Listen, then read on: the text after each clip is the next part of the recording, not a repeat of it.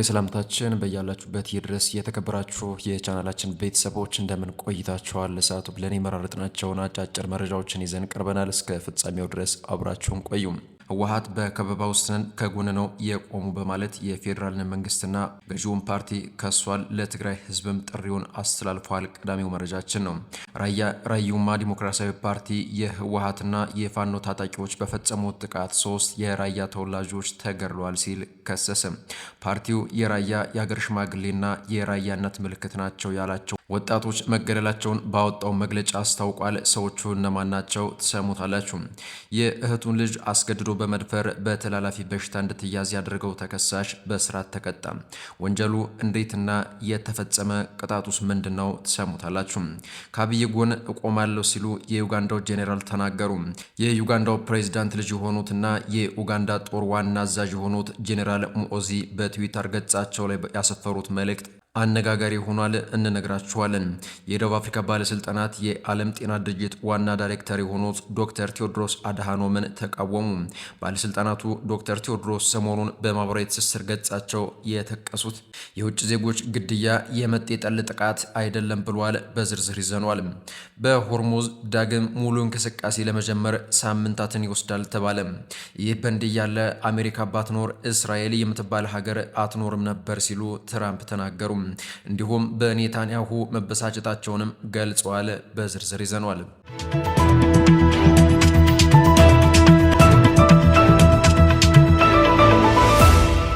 ራዩማ ዲሞክራሲያዊ ፓርቲ የህወሓትና የፋኖ ታጣቂዎች በፈጸሙት ጥቃት 3 የራያ ተወላጆች ተገድለዋል ሲል ከሰሰ።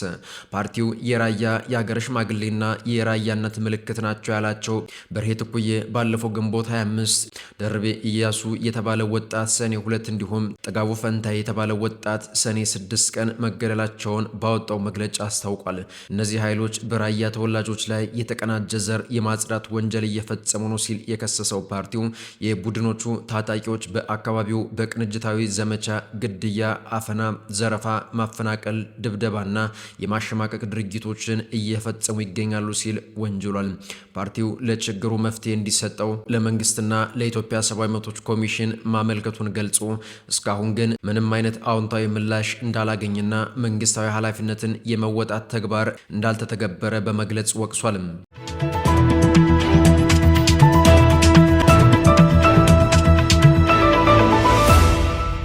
ይህ በእንዲህ እንዳለ ባለስልጣናቱ ህወሓት በፌዴራል መንግስቱ ላይ ጥቃት ለመሰንዘር ወስኗል ሲሉ ህወሓትም በተመሳሳይ ትግራይ ላይ ጦርነት ሊከፈት ነው ሲል ተናገረ። የህዝባዊ ወያኔ ሓርነት ትግራይ ህወሓት የፌዴራል መንግስት ገዢው ፓርቲ ብልጽግና የሚያራምደው ስርዓት በትግራይ ህዝብ ላይ ድጋሚ ጦርነት ለመክፈት የሚያደርገውን ዝግጅት በማታለልና በማጭበርበር ለመደበቅ እየሞከረ ነው። ህወሓት ባወጣው መግለጫ ገዢው ፓርቲ ልዩነቶችን በኃይል ለመፍታት በማመን ቀደም ሲል በትግራይ ህዝብ ላይ ፈጽሞታል ያለውን የጅምላ ግድያ በሁለተኛው ዙር ለመፈጸም አሁንም የጦርነት ነጋሪት እየጎሰመ ይገኛል ብሏል።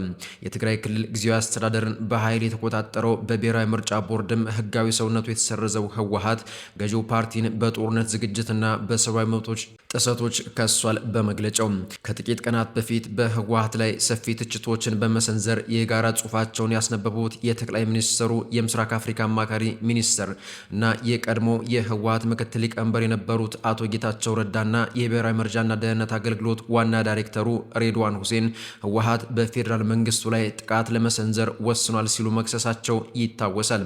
አክለውም በትግራይ ክልል የፕሬቶሪያውን የዘላቂ ግጭት ማቆም ስምምነት የሚቃወመው የህወሓት ስብስብ ስምምነቱን በይፋ በመሻር ከፌዴራል መንግስቱ ጋር ለቀጥታ ወታደራዊ ግጭት እየተዘጋጀ መሆኑን አጽንኦት ሰጠው ነበር። ከዚህ በተጨማሪም ጽምሮ የተሰኘው ጥምረት በአስመራ በመቀሌ እንዲሁም በሱዳን ተደጋጋሚ ስብሰባ እያደረጉ መሆኑን በመጥቀስ ህወሓት በፌዴራል መንግስቱ ላይ ጥቃት ለመክፈት ዝግጅት እያደረገ መሆኑ መገለጹ አይዘናጋም። ይሁን እንጂ ህወሓት ሰሞነኛ በሚል ባወጣው መግለጫ ይፋ ባደረገው ክስ ከፌዴራል መንግስት በኩል በትግራይ የተለያዩ አካባቢዎች እየተፈጸሙ ያሉ የድሮን ድብደባዎችና ከጫፍ እስከ ጫፍ እየተደረጉ ያሉ የወታደርና የጦር መሳሪያዎችን በማዝመት ፉከራ ላይ ነው በማለት ይህንንም ለጦርነት ተንኮሳ ዋነኛ ማሳያዎች ናቸው ብሎ አቅርቧል። ድርጅቱ አክሎም ከዚህም በተጨማሪ በትግራይ ህዝብ ላይ በተጣለው ከበባና ክልከላ ምክንያት በአሁኑ ወቅት የሕክምና ቁሳቁስና መሰረታዊ ሸቀጦች እጥረት መከሰቱን ገልጿል። በተለያዩ መጠለያ ጣቢያዎች የሚገኙ ተፈናቃዮች ወደ ቀያቸው ከመመለስ ይልቅ ላለፉት 3 ወራት ይሰጣቸው የነበረው እርዳታ ሙሉ በሙሉ መቋረጡን አንስቷል። በዚህ ጉዳይ ላይ ከፌዴራል መንግስት በተደጋጋሚ የሚነሳ ነገር ያለ ሲሆን ይህም ህወሓት ለሰብአዊ ረድኤት የሚላኩ ምግቦችን ለወታደራዊ ፍጆታ እየተጠቀመ ነው የሚል ነበር። እስካሁን ወደ ግልጽ ጦርነት ያልተገባበት ብቸኛው ምክንያት በትግራይ በኩል ባለው ከፍተኛ ትዕግስት በመሆኑ ነው ያለው ድርጅቱ ሊበሏት የፈለጓትን አሞራ ጅግራንሽ ይሏታል የሚለውን አባባል በመጠቀም በብልጽግና የትግራይን ህዝብ በጠብጫሪነት በመወንጀል ክስ ላይ ተጠምዷል ብሏል። በምርጫ ቦርድ ህጋዊ እውቅናውን የተነፈገው ፓርቲው አክሎ በትግራይ ህዝብ በመንግስትና በህወሓት በኩል ያለው ጽኑ አቋም የትግራይ ህዝብ ጥያቄዎችና ማናቸውም ልዩነቶች በሰላማዊ መንገድ መፍትሄ እንዲያገኙ የሚል ቢሆንም የብልጽግና ስርዓት ግን ይህን ትዕግስት እንደ ድክመት ቆጥሮታል ብሏል። ህወሓት አሁን ላይ ወጣቶችን በማፈስ ወደ ወታደራዊ ካምፕ እንዲገቡ እያደረገ ነው በሚል የተለያዩ ተቋማትና መገናኛ ብዙሃን ዘገባዎች የሚያመለክቱ ሲሆን ወጣቶችም ለስደት እየተዳረጉ መሆኑ ተደጋግሞ ተዘግቧል። ለዚህ ክስ በቀጥታ ምላሽ ያልሰጠው የህወሓት መግለጫ የትግራይ ህዝብ በህልውናው ላይ ለሚሰነዘርበት ማንኛውም ጥቃት ራሱን የመከላከል ተፈጥሯዊ መብቱን በመጠቀም ህልውናውን ለማረጋገጥ ዛሬም እንደ ትናንቱ በጽናት እንደሚመክት በመግለጽ ህዝቡ ከጎኑ እንዲሰለፍ ጥሪ አቅርቧል። ድርጅቱ አክሎም ዛሬም እንደ ትናንቱ የህዝቡን የራስን ዕድል በራስ የመወሰን መብት ለማረጋገጥ በሚደረገው ትግል ግንባር ቀደም ሆኖ በመሰለፍ ትግሉን በድል ማጠናቀቅ አለብን በማለትም አሳስቧል።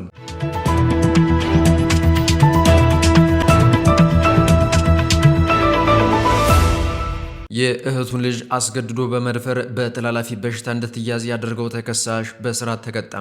ተከሳሽ ተስፋዬ አበበ የሚባል ሲሆን በማዕከላዊ ሲዳማ ዞን ይርጋለም ከተማ ግንቦት 14 ቀን 2018 ዓ.ም በከተማው 03 ቀበሌ ልዩ ስፍራ ገበያ አካባቢ የወንጀል ድርጊቱን ፈጽሟል። የግል ተበዳይ የሆነችውን የእህቱ ልጅ አያቷ ታማ ለማስታመም መጥታ በአያቷ አጠገብ ተኝታ ባለችበት ወቅት አጠገቧ በመተኛት ያስገድዶ መድፈር ጥቃት እንደፈጸመባት የዞኑ ፖሊስ የወንጀልና ትራፊክ አደጋ ምርመራ ምክትል ዳይሬክተር ኢንስፔክተር ደሳለኝ ዳንጊሶ ገልጿል። በተከሳሹ ጥቃት የደረሰባት የግል ተበዳይ ትምህርት ቤት ሳትሄድ ለማንም ሳትናገር ተደብቃ ለጥቂት ቀናት እንደቆየችና ከቆይታ በኋላ ወደ ትምህርት ቤት ስትሄድ በደረሰባት ጥቃት አረማመዷ ከወትሮ የተለየ መሆኑን የተጠረጠሩ የአካባቢው ነዋሪዎች ለፖሊስ በሰጡት ጥቆማ ፖሊስ ተጎጂዋን አቅርቦ ሲጠይቅ ጉዳቱ እንደተፈጸመባት በማረጋገጡ ጉዳት ያደረሰውን ግለሰብ በቁጥጥር ስር በመዋል ምርመራ መጀመሩን ኢንስፔክተር ደሳለኝ ገልጿል። ፖሊስ ተጠርጣሪውን በቁጥጥር ስር አውሎ በይርጋለም ሆስፒታል ለተጎጂዋ በተደረገላት ሕክምና ተላላፊ በሽታ እንደተገኘባት በማረጋገጥ የምርመራ መዝገቡን በሰውና በሰነድ ማስረጃ በማደራጀት ለአቃቤ ሕግ ያስተላለፈ ሲሆን አቃቤ ሕግ በተከሳሹ ላይ በፌዴራል ወንጀል ሕግ 628 ህዝባር ለመሰረት የክስ መዝገብ ከፍቶ ጉዳዩን እንዲመለከት ለይርጋለም ከተማ መጀመሪያ ደረጃ ፍርድ ቤት አቅርቧል። ፍርድ ቤቱ ግራ ቀኙን በማየት ተከሳሹ የቀረበበት ክስ ጥፋተኛ ሆኖ በመገኘቱ እሱን ያስተምራል መሰሎቹንም ያስጠነቅቃል በማለት ሰኔ 1 ቀን 2018 ዓ.ም በዋለው የወንጀል ችሎት ተከሳሽን በ16 ዓመት ጽኑ እስራት እንዲቀጣ ወስኖበታል።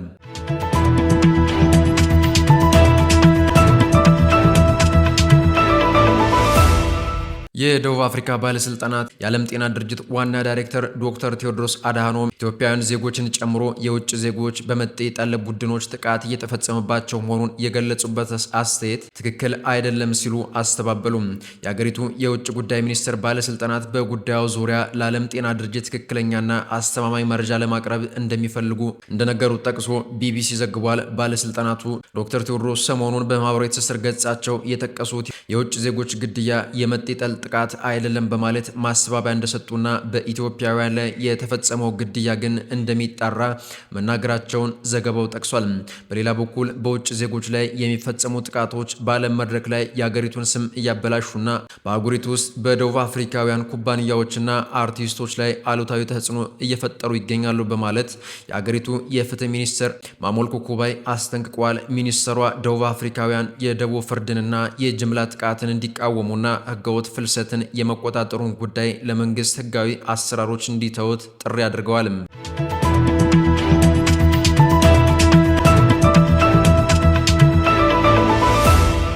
ከአብይ ጎን ቆማለሁ ሲሉ ጄኔራሉ ተናገሩ።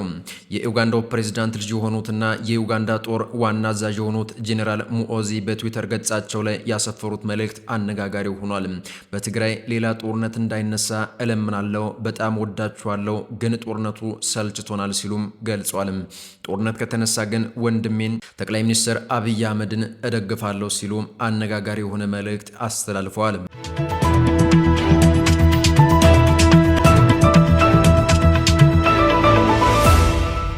በሆርሙዝ ዳግም ሙሉ እንቅስቃሴ ለመጀመር ሳምንታትን ይወስዳል ተባለ። የመርከብ ባለንብረቶች የኢራን ዩናይትድ ስቴትስ ስምምነት ሙሉ ነው ብለው በማመናቸው በሆርሙዝ የባህር ወሽመጥ በኩል ለሳምንታት መተላለፋቸውን አይቀጥሉም ሲሉ የጃፓን ሚትሱሞል ኦኤስኬ የባህር መስመር ዋና ስራ አስፈጻሚ ለእንግሊዝ ፋይናንሻል ታይምስ ተናግሯል። የአሜሪካና የእስራኤልን ተቃርኖ እጅግ እየከረረ የመጣ ይመስላል። አሜሪካ ባትኖር እስራኤል የምትባል ሀገር አትኖርም ነበር ሲሉ ዶናልድ ትራምፕ ተናገሩ።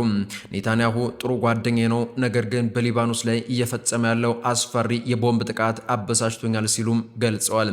ኔታንያሁ በበኩላቸው ትራምፕ የአሜሪካ ፕሬዝዳንት ነው፣ እኔ ደግሞ የእስራኤል መሪ ነኝ፣ ለእስራኤል የሚጠቅማትን የማውቀው እኔ ነኝ ሲሉም ገልጸዋል።